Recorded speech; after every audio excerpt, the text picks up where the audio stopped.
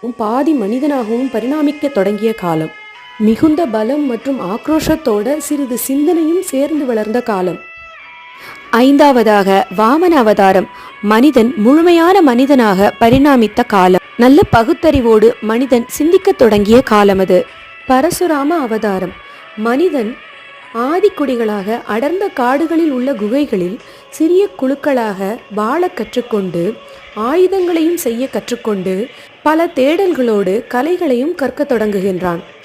அடுத்ததாக ராமாவதாரம். மனிதன் தனக்கென பிரதேசங்களை தேர்ந்தெடுத்து அவற்றை தொகுத்து நாடாக உருவாக்கினான். தனது குழுக்களோடு மக்களோடு நன்மை தீமை ஆகியவற்றை அறிந்து பகுத்தறிவோடு வாழத் தொடங்கினான். ஸ்ரீ கிருஷ்ணாவதாரம். தர்மத்தை பாதுகாப்பவனாகவும் நேர்மையை பாதுகாப்பவனாகவும் மனிதன் தைரியமாக சிந்திக்க தொடங்குகின்றான்.